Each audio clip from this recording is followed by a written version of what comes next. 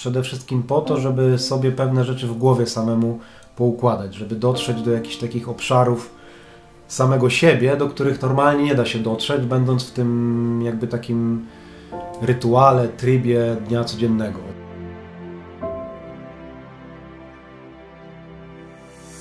Jakby wydawało mi się, że przed podróżą byłam takim dzieciakiem.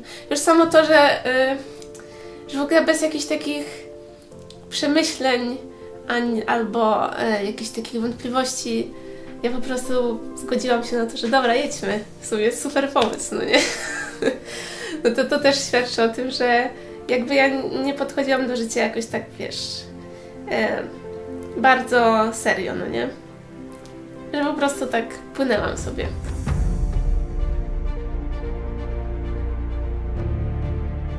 Jeżeli jedziesz w taką podróż, no to w zasadzie otwierasz się zupełnie na wszystko nowe, na nowych ludzi, na nowe doświadczenia, nowe smaki, zapachy i jakby nie wiesz też, nie jesteś w stanie przygotować się na wszystko, nie wiesz jak się zachowasz w pewnych sytuacjach i czasami można się naprawdę zaskoczyć i ja osobiście też zaskoczyłem się czasami pozytywnie, czasami negatywnie własnymi jakimiś zachowaniami.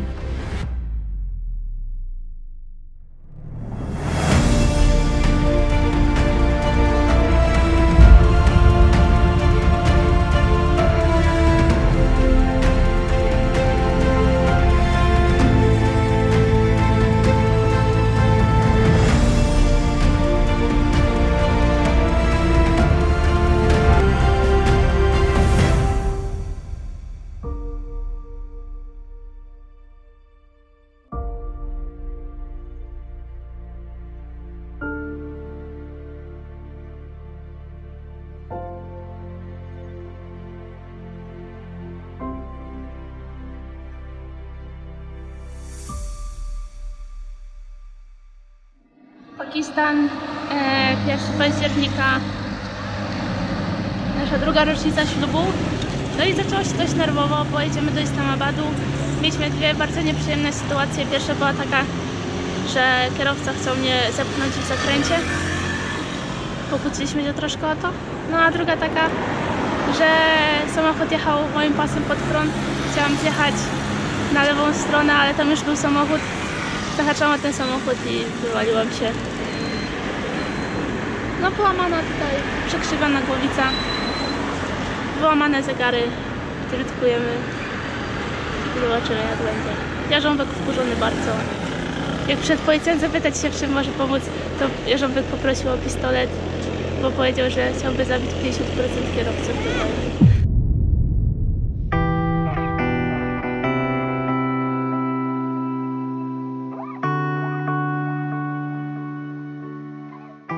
Jeżeli są jakieś wady, no to takie, których można się spodziewać, tak? Czyli no na pewno, że będziesz non-stop bardzo zmęczony, no nie? Chociaż teraz w kontekście tacierzyństwa, no to tamto zmęczenie było zupełnie innym zmęczeniem.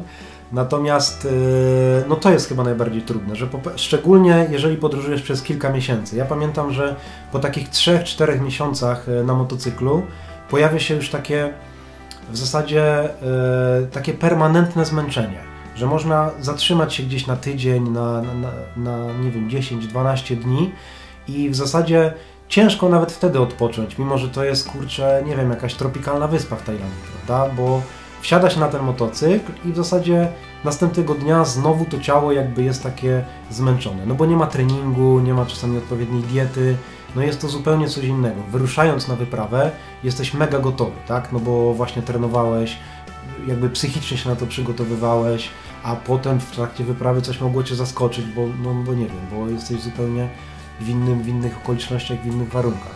Fizycznie to samo, no jakby trenowałeś po to, żeby ruszyć, żeby cały ten motocykl nielekki mógł jakby z Tobą przejechać wszystko. Potem nie trenujesz, więc to ciało robi się troszeczkę mniej gotowe na wszystko. Trzeba być już bardziej ostrożnym. I te aspekty takie chyba fizyczne są najtrudniejsze.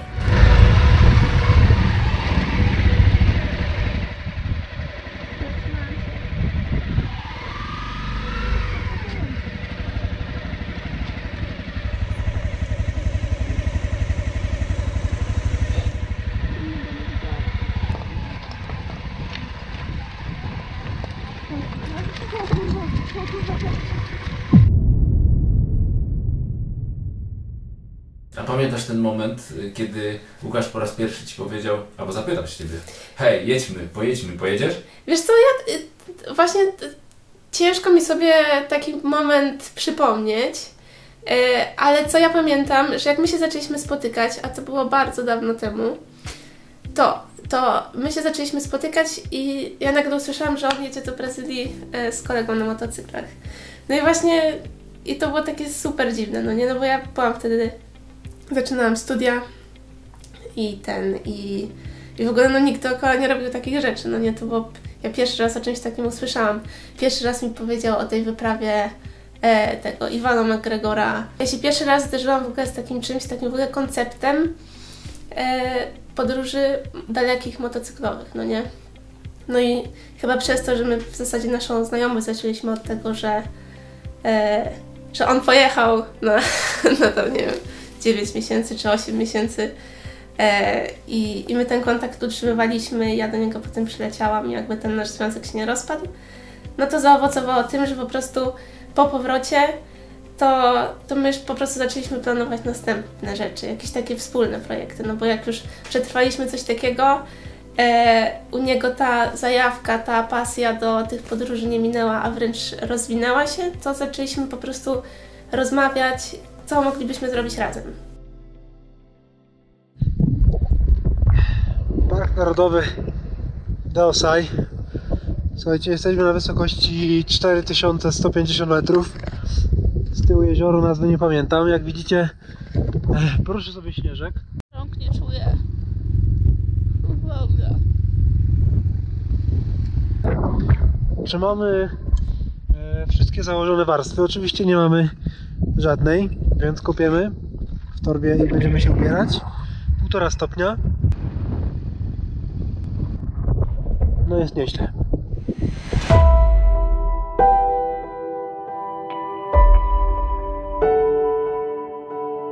Miała miejsce pomoc między narodami.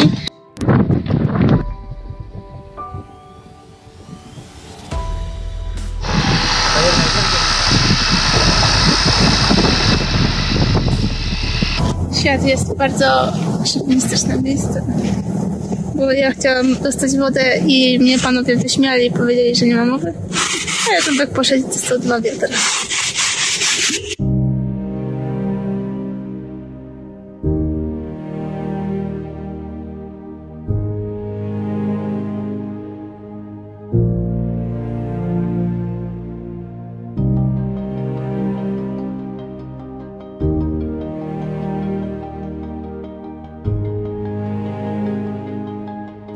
A czyj to był pomysł? Tej wyprawy? Tak, twój czy Marty?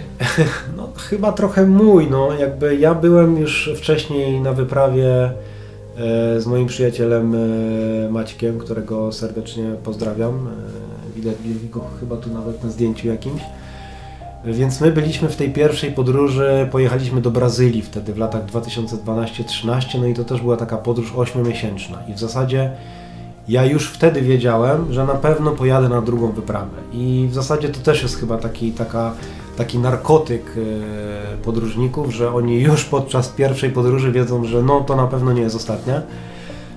Więc już się zastanawiałem, gdzie pojechać, jak pojechać. Wtedy pamiętam, no z Martą już się znaliśmy, Marta wtedy doleciała do Brazylii, kiedy ja tą podróż skończyłem, więc taki przedsmak mieliśmy już tam, bo wtedy tą Tenerą, którą wtedy jechałem, trochę pojeździliśmy po Brazylii. No i jak wróciliśmy, ja oczywiście dużo opowiadałem o tym, no właśnie jak to jest w tej podróży, jak to życie inaczej wygląda, jakie to są doświadczenia i tak troszeczkę zaszczepiałem tą ideę, natomiast nigdy nie było tak, że musiałem jakoś Martę do tego szczególnie namawiać. Ona też w pewnym momencie po prostu poczuła to i stwierdziliśmy, no dobra, to jest ten moment, kiedy po prostu jedziemy i było te kilka miejsc właśnie na świecie, które ja też szczególnie jej chciałem pokazać, bo jakby z nich przywiozłem takie najmocniejsze, najfajniejsze doświadczenia.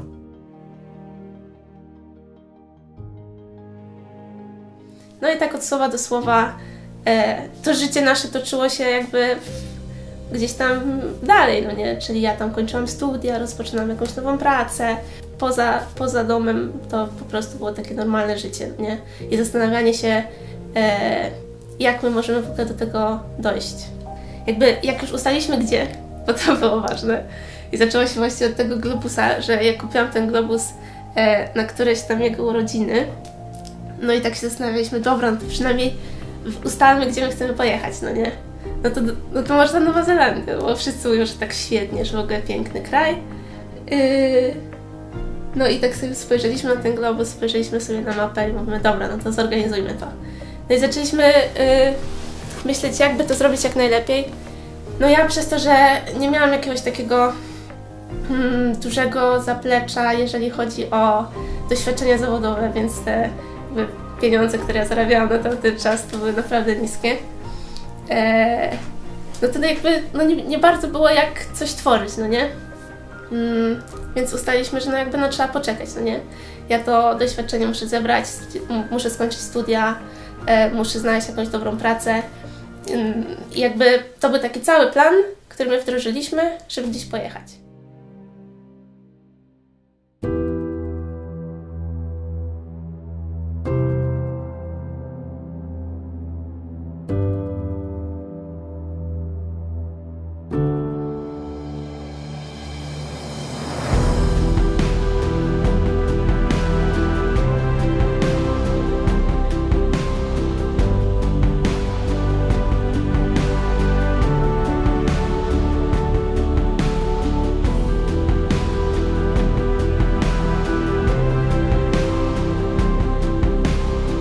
Wjechaliśmy sobie do Kirgistanu, no i zobaczyliśmy takiego potrąconego pieska, szczeniaczka, który próbował 2 przednimi łapkami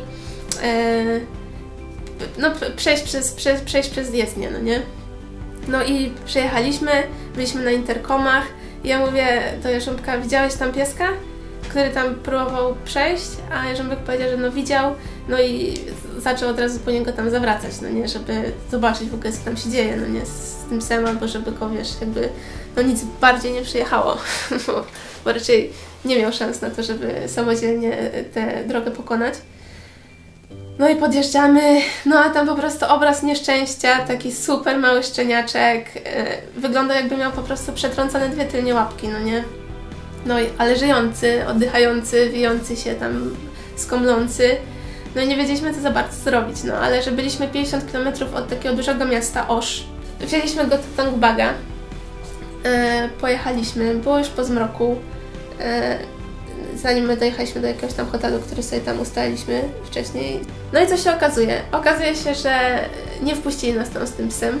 Powiedzieli, że dali na niego karton, żeby go zostawić w śmietniku. Powiedzieli, że jakby nikt się tutaj tym psem nie zajmie, no nie? Nie ma tutaj weterynarzy, którzy zajmują się psami, tylko weterynarz tutaj się zajmuje kurą, świnią, jakimś zwierzęciem, które ma przynieść pożytek, ewentualnie kotem, no nie, tam na koty patrzyli trochę takim łaskawszym okiem. Psem nikt. Więc musieliśmy wdrożyć jakiś plan awaryjny, poszukać po pierwsze miejsca, gdzie nas przyjmą na noc, no bo byliśmy w dużym mieście, było już, wiesz, ciemna noc, a wszędzie nam mówili, że nas z psem nie przyjmą, no nie, no bo mówiliśmy, wiesz, jakby podjeżdżaliśmy do jakiegoś miejsca i mówiliśmy, że no dobra, ale mamy pieska. Aż w końcu trafiliśmy do takiego miejsca, do takiego guest house'u, gdzie była jakaś taka rodzina i był taki Mr. H, bo on miał jakieś bardzo trudne do wymówienia imię zaczynające się na literę H, więc powiedział, żeśmy mówili na niego po prostu Mr. H. Mówił po angielsku, był Uzbekiem, muzułmaninem i on powiedział, że on się tym psem zajmie, no nie?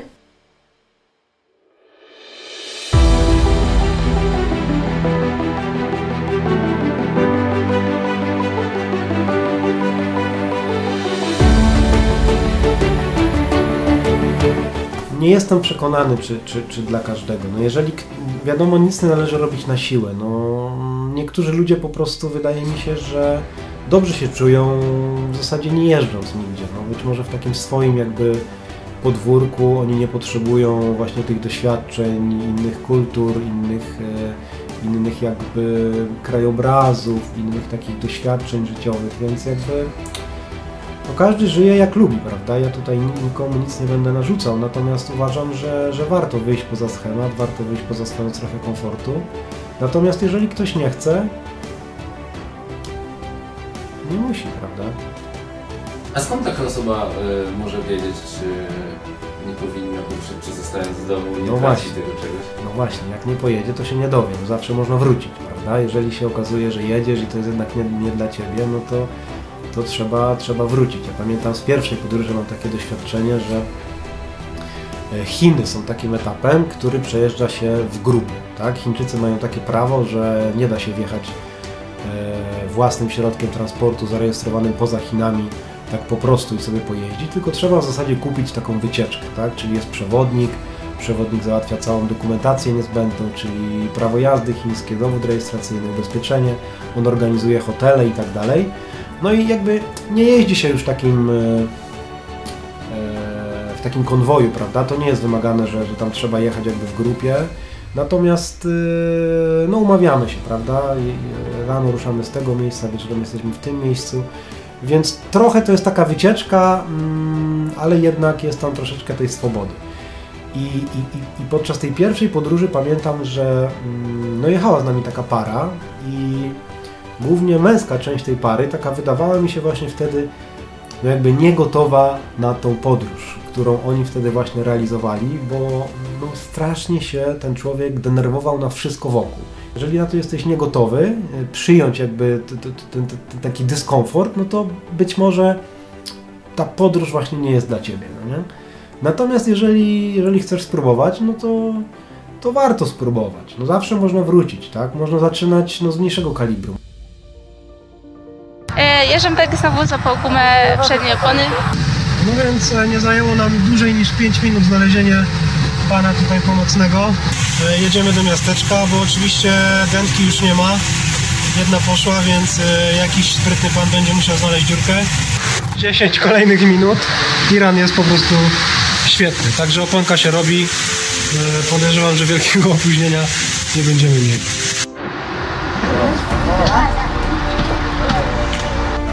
Because it shows this way. Pytanie, ilu mężczyzn jest potrzebnych do wymiany koła? I odpowiedź... Dużo. Słuchajcie, już mieliśmy odjeżdżać, ale kolejna rodzina. I zimna woda, no jest pięknie. Patrzcie, mają tresowanego ptaszka.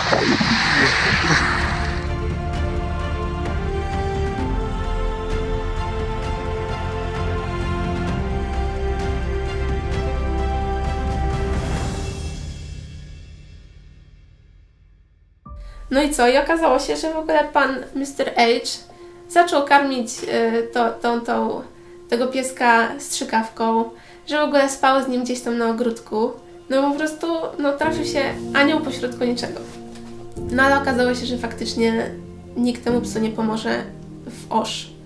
Więc, a my jakby nie wiedzieliśmy za bardzo, co mamy z nim zrobić, bo Mr. H mimo całej sympatii i pomocy raczej nie pisał się na to, żeby mieć psa, tym bardziej takiego niepełnosprawnego.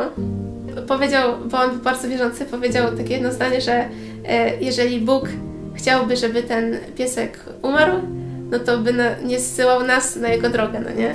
Że nie byłoby całego tego zamieszania, jakby on miał, wiesz, po prostu gdzieś tam zdechnąć.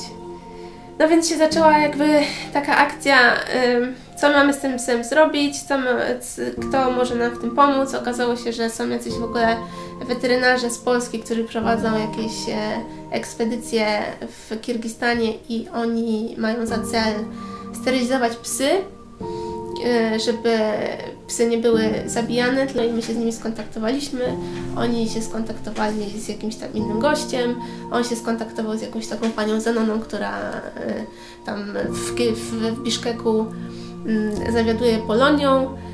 Ona z kolei się skontaktowała z kimś tam, z jakąś weterynarz, bo ona ma sama psa w Biszkeku, więc jakby od Ponicy do Kłębka jakoś tą pomoc wspólnymi siłami się udało zorganizować.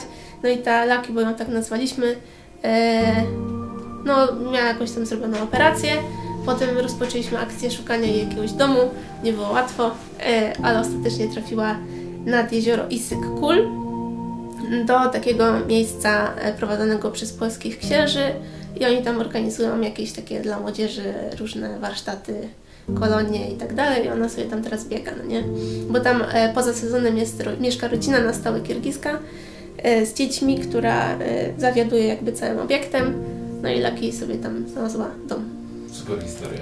Super historia, ale to nie było łatwe. I jakby tak się zastanawialiśmy, czy gdybyśmy wiedzieli, że nas to będzie kosztować tyle stresu i tyle, no bo jakby mieliśmy nagraną datę 10 września, nieprzesuwalną, kiedy mieliśmy się spotkać z innymi podróżnikami, żeby przekraczać Chiny, no nie?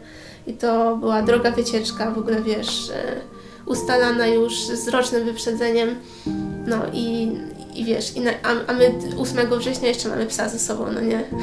W Kirgistanie wiem, co z nim zrobić, więc to było bardzo stresujące, plus jeszcze właśnie no te operacje, te jeżdżenie z nią do weterynarza, no jakieś, wiesz, jakieś szczepienia, nieszczepienia, jakieś zdejmowanie szwów, jakieś rehabilitacje, o Jezu, no przecież to ty byłeś w Kirgistanie, no nie jest, mieliśmy coś takie przemyślenia czasami, takie gorsze dni, że taki piękny kraj, kurde, 93% kraju to są góry, po których my chcieliśmy jechać, a my jeździmy w Biszkeku z psem do weterynarza na kontrolę codziennie 2 razy, no nie? -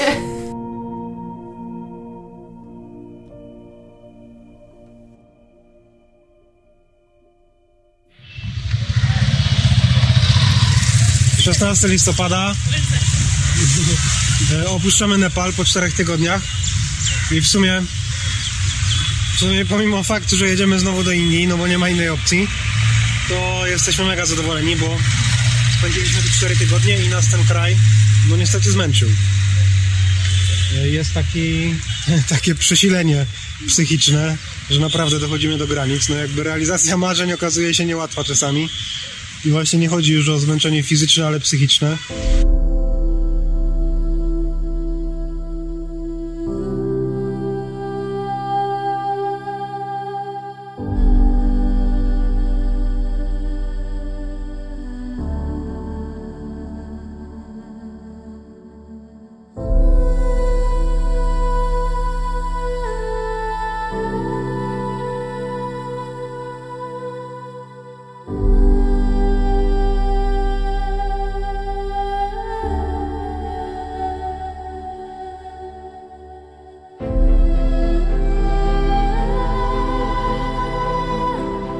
Najfajniejsze miejsce, w którym byłem.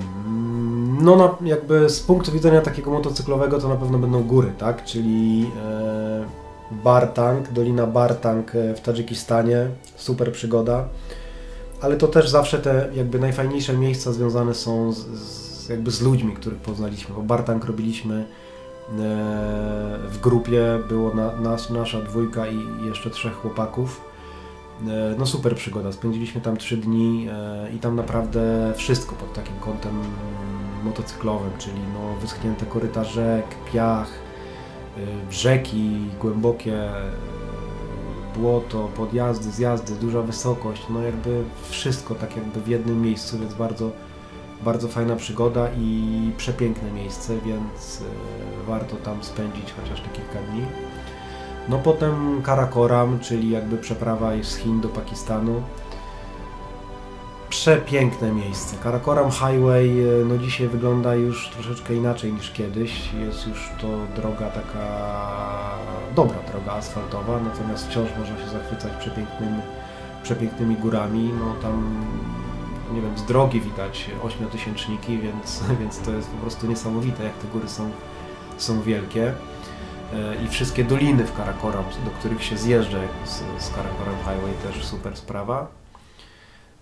No i na pewno trzeba powiedzieć o Nowej Zelandii, bo jednak jest to przepiękny kraj i wszystko jest tam bardzo blisko siebie, więc jakby bardzo różne krajobrazy są oddalone od siebie o, nie wiem, dzień, 2 dni drogi, więc można taki zlepek wszystkiego tam mieć. No, jest tam trochę Norwegii, trochę Szkocji, trochę Szwajcarii, trochę Kirgistanu, trochę Indonezji. No jest naprawdę wszystko. Nie, u mnie jakoś nie było obaw. Ja nie mogłam się doczekać, bo zawsze na koniec zostawia się tyle rzeczy do zrobienia, że ten wyjazd się tak opóźnia, no nie? Że sobie zakładasz jakąś datę w kalendarzu, ale okazuje się, że jeszcze nie skończyłeś, nie dopiąłeś tego, tutaj musisz pojechać po jakąś wizę, tutaj ci jej nie chcą dać, więc i mówią, że mają jakieś święto, tak było właśnie z wizą do Pakistanu swoją drogą, że tu mają jakieś święto, tu potrzebują w ogóle jakichś pozwoleń, nie wiadomo z jakiejś tam organizacji w Pakistanie, ale że jest święto, to będzie dopiero za 2 miesiące, no nie? No to jakby ten wyjazd się tak odsuwał, że miał być 1 czerwca, potem była połowa czerwca i wiesz, i ty tak jesteś już w takich blokach startowych i bardzo chcesz wyruszyć, a to się wszystko opóźnia. Więc jak w końcu spakowaliśmy te wszystkie graty, które były porozrzucone po całym mieszkaniu, do tych toreb i zeszliśmy na dół do garażu, no to było po prostu taki powiew wolności, no nie? Że to się już dzieje. Więc strachu nie było.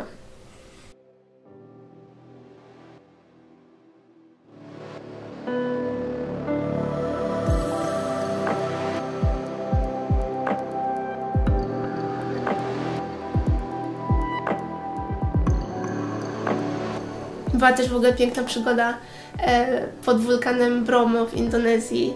Jak się okazało, że przyjechaliśmy tam na jakąś wycieczkę 3 dni po erupcji, więc ten wulkan jeszcze tak purkał. I okazało się, że tam były organizowane przez Indonezyjczyków zawody hard enduro. I sobie jeździli motorkami, wiesz, dookoła tego wulkanu, który chwilę co temu wybuchł, no nie? No i podbiegliśmy i się pytamy, czy możemy pożyczyć motorek, no nie? I sobie pojeździć, bo byliśmy tak, wiesz, na zwykłej wycieczce. A oni powiedzieli, spoko, macie, nie? Więc jeździliśmy sobie pod wulkanem też po erupcji, no to było niesamowite, no nie? No i ta Nowa Zelandia. Jak przylecieliśmy do Nowej Zelandii i się okazało, że jest dokładnie jak na tych wszystkich zdjęciach, które gdzieś tam człowiek widział, no nie? Że przepiękne w ogóle jakieś, wiesz, połacie pól, pagórków zielonych. Jeszcze była taka piękna złota jesień. Jakieś te owce dookoła podbiegające, o Jezu, no to po prostu było super, no nie? Najfajniejsze miejsca wiążą się z takimi najfajniejszymi jakimiś przygodami, no nie? Że jakby całość obrazu to jest właśnie taka kompilacja miejsca, ludzi i jakiejś takiej niezwykłej przygody, która się akurat wydarzyła. No to ten Tadżykistan to będzie taka przygoda, której nie zapomnę nigdy. My do dzisiaj wysyłamy tam sobie z chłopakami jakieś wiadomości i każdy z nas właśnie tęskni za tymi kilkoma dniami, które nas tam w zasadzie mocno zbliżyły, bo to była taka naprawdę taka wyprawa wtedy, że no było ciężko, było mało jedzenia, mało wody, było trudno technicznie, głównie przez te rzeki, które nas wymęczyły, było zimno, więc tam te 3 dni to była taka naprawdę taka wyprawa podczas tej podróży. I chyba to będę wspominał no jeszcze długo.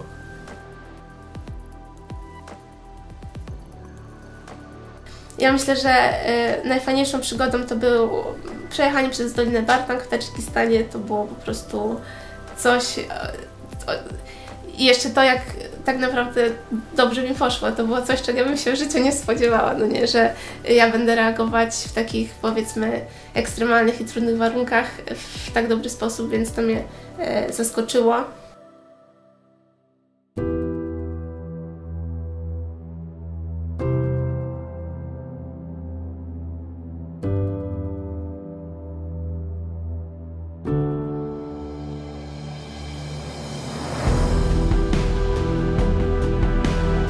Największy zawód w Twojej wyprawie? Największy zawód. Miejsce, sytuacja, chwila. To jest trudne pytanie, bo ciężko mi teraz czy ja się zawiodłem? Chyba się na niczym nie zawiodłem. Być może na kilku posiłkach, ale to może inaczej, miejsce, które inaczej sobie wyobrażałeś, niż je w rzeczywistości zastałeś? Wiesz co, to na pewno Indonezja. Bo jakby nie mogę powiedzieć dzisiaj, że Indonezja była zawodem, bo ona jednak była świetną przygodą. Indonezja to jest duży kraj, bardzo duży i każda wyspa w zasadzie jest inna. I troszeczkę o jakby w zasadzie my mało wiedzieliśmy o Indonezji, dopóki tam nie dojechaliśmy. I ona nam się troszeczkę jawiła takimi, prawda, rajskimi wysepkami, że będziemy tam jeździć po tych wyspach i będzie tak super ładnie i w ogóle będziemy stawać przy jakichś plażach, spać w jakichś bungalowach i będzie super świetnie. No natomiast lądujemy na tej Sumatrze i się okazuje, że no nie przez przypadek Indonezja ma w nazwie Indo, bo bardzo jest po indyjsku, czyli no troszeczkę jakby zrobiło się brudno, troszeczkę ruch w stosunku do Malezji, z której tam przypłynęliśmy, tak? Ruch na ulicy znowu zaczął być jakby zwariowany. No i tak zaczęliśmy się zastanawiać, kurczę, będzie ciężko, a już byliśmy, to już był taki etap podróży, że byliśmy mocno zmęczeni. No i ta Sumatra nas wymęczyła. Potem Jawa, no też bywało trudno, chociaż już ten ruch troszeczkę się ustabilizował. Na Jawie też poznaliśmy bardzo fajnych ludzi, też podróżników, plus też ludzi jakby lokalnych, którzy nas tam pokierowali w parę fajnych miejsc, więc to już było troszeczkę lepiej. No i potem dojeżdża się na Bali, które już jest wiadomo łatwe, przyjemne, ładne, pachnące, mnóstwo festiwali i tak dalej, więc to jest taka bezpieczna oaza w Indonezji. No i w zasadzie dojechaliśmy aż na Flores. Wybraliśmy się, pamiętam, na taką już wycieczkę zorganizowaną do Parku Narodowego Komodo. No i tam też znowu zaskoczenie, że jest niby przepięknie, prawda? Pojawiają się rajskie wyspy, ale wszędzie mnóstwo plastiku, mnóstwo śmieci i to mnie trochę przeraziło. Jak tamta ludność, w zasadzie mieszkając w takim super miejscu, tak o to miejsce nie dba. No to wynika pewnie z różnych rzeczy. No natomiast jest to ogromny problem tam, że widzi się te śmieci po prostu wszędzie. One są palone oporowo, no wiadomo, brzydki zapach. No jedzie się przez ten dym i no jest tak średnio. Ale nie mogę powiedzieć, że ten kraj był dla mnie zawodem. Był inny niż się spodziewałem, natomiast nie określiłbym tego w kategorii zawodu. Raczej takiego właśnie doświadczenia innego. Kolejny pakistański poranek będzie o bezpieczeństwie. Generalnie śpimy dzisiaj w takim motelu PTDC. To jest sieć takich rządowych w sumie moteli. I z nimi jest taka fajna opcja, że w sumie no jakiś tam trzymają standard, to raz, a dwa, że zawsze są w takich najciekawszych miejscach. No bo pewnie jak rządowy to ziemia tania i zawsze na szczycie jakieś góry albo coś takiego. No i jak tylko się tu przyjedzie, to absolutnie za 50 minut dostajemy prywatną ochronę, no bo się boją, żeby się nic nie stało. No i dzisiaj pan ochroniarz generalnie przyszedł z prośbą, żebym go zwolnił i muszę go zwolnić na piśmie do domu, które to pismo musi pokazać swoim przełożonym. O, proszę bardzo. Musimy napisać, że czujemy się bezpiecznie i że może pan wrócić do swojej rodziny. No, generalnie bardzo fajnie. A to jest nasz pan ochroniarz. Hello, hi. Can you speak English?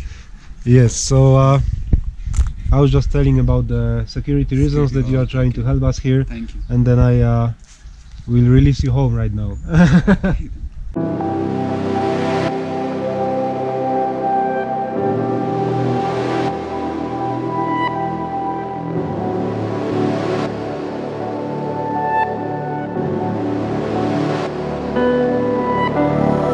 Jak dojeżdżaliśmy do jakiegoś takiego, byliśmy już zmęczeni, wiesz, jakimś takim spaniem w jakichś takich obskurnych miejscach, brzydkich, śmierdzących i jedzeniem takiego byle czego, to jak dojeżdżaliśmy do jakiegoś większego miejsca, to robiliśmy sobie taki reset, że szukałam dobrego jakiegoś hotelu i sobie zostawaliśmy tam parę dni i wtedy jedliśmy jakoś tam lepiej. A takie sytuacje, że się siada na kamieniu i się już ma dość, a dobrego hotelu dookoła nie ma i nie ma takiej perspektywy w najbliższym czasie, też się zdarzały. No i co możesz zrobić w takiej sytuacji? Jak jesteś pośrodku niczego, przychodzi chwila załamania i ty siadasz na tym kamieniu i płaczesz i się zastanawiasz, po co ci to było, no nie? No to co masz zrobić? Jechać dalej, bo jesteś i tak po prostu pośrodku niczego. Najczęściej, no nie?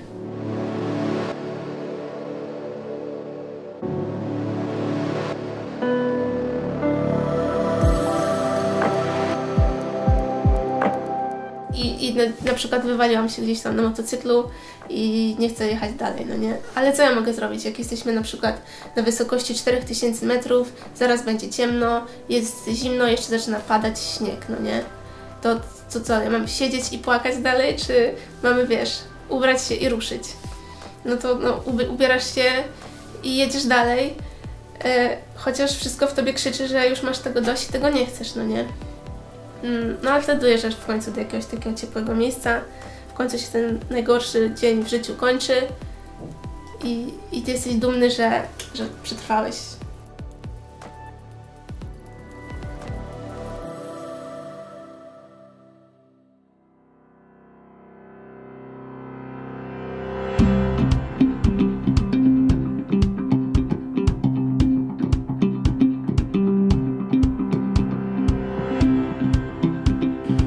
No masz rację, że rzeczywiście odbiór nawet wszystkich tych wydarzeń, które przeżywa się będąc w takiej podróży, jest po jakimś czasie zupełnie inny. Także ta perspektywa no, pozwala spojrzeć na pewne rzeczy troszeczkę z innego jakby kąta. I w tej chwili ja zawsze uważałem, że taka podróż jest potrzebna przede wszystkim po to, żeby sobie pewne rzeczy w głowie samemu poukładać, żeby dotrzeć do jakichś takich obszarów samego siebie, do których normalnie nie da się dotrzeć, będąc w tym jakby takim rytuale, trybie dnia codziennego, o czym wcześniej powiedziałem. I potrafiłem na pewnym etapie zrobić sobie jakby taką przerwę, przemyśleć wszystko, pewne rzeczy przewartościować, ustawić jakoś tam na nowo statusy różne no i to jest taką największą wartością dodaną chyba takiego podróżowania i jakby też tym elementem, na który można właśnie sobie potem po czasie jakoś spojrzeć i zrobić taki review.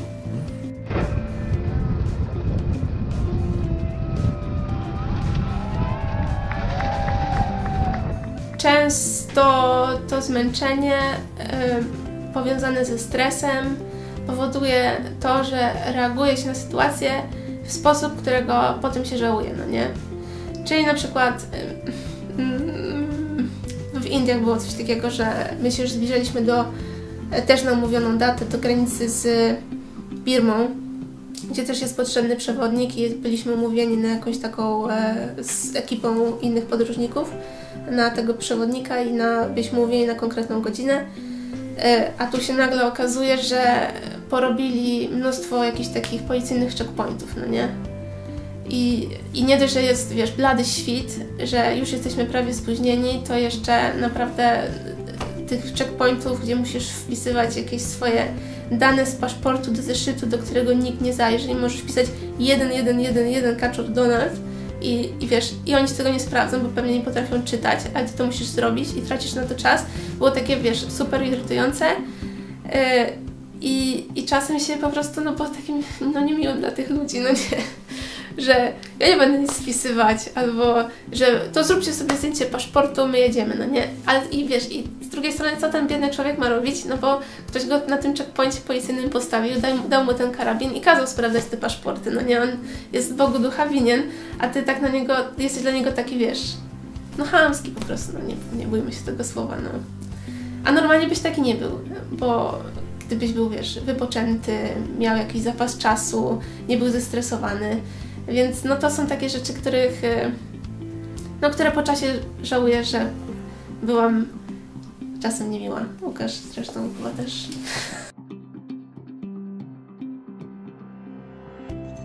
Wiza do Turkmenistanu. Tego się obawiałem na etapie, do którego tej wizy nie załatwiliśmy, ponieważ to mogło wywrócić całkowicie nasz plan. Wynika to jakby z trasy, którą sobie założyliśmy, czyli dojeżdżając do Iranu w zasadzie masz dwa wyjścia, żeby pojechać dalej w kierunku południowo-wschodniej Azji. Albo pojechać jakby na północ przez Turkmenistan do Uzbekistanu i wtedy zaliczyć sobie całą centralną Azję, którą chcieliśmy zrobić i potem dopiero przez Chiny z Kirgistanu przejechać do Pakistanu przez góry Karakoram. No albo opcja południowa, czyli z Iranu bezpośrednio granicą południową z Pakistanem wjechać już właśnie do Pakistanu, no wtedy odpada cały etap centralnej Azji, więc no nie fajnie. No i żeby zwiedzić Karakoram, no to znowu trzeba przez cały Pakistan przejechać, co też no nie jest szczególnie w tej południowej części do końca przyjemne przez ten ruch uliczny. Więc to był taki punkt, którego się obawiałem, a o tą wizę mogliśmy aplikować dopiero będąc w Iranie, czyli w jednej w zasadzie ambasadzie w Teheranie aplikowaliśmy o wizę. Pamiętam, że odbieraliśmy ją w Maszadzie, tuż przy granicy właśnie z Turkmenistanem i aż do tamtego momentu, kiedy w zasadzie już byliśmy przy granicy, nie wiedzieliśmy, czy ją dostaniemy. No jeżeli byśmy jej nie dostali, no to prawdopodobnie byłby znowu etap powrót do Azerbejdżanu i byśmy płynęli pewnie do Kazachstanu po to, żeby jednak tą centralną Azję zrobić.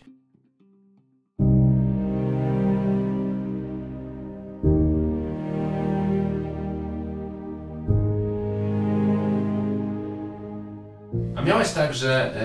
bo ja na przykład często przerabiałem w swoim życiu coś takiego, że gdzieś jechałem, to byłem podniecony górami, krajobrazem i nagle po paru dniach przyzwyczajałem się do tego krajobrazu i na przykład nie chciało mi się już aparatu wyciągać, nie chciało mi się nie wiem, dokumentować tego, bo po prostu cały czas było to samo, to były świetne miejsca i dzisiaj w wielu takich miejsc żałuję, że się nie zatrzymałem, nie odwiedziłem, nie zjechałem, bo musiałem pędzić.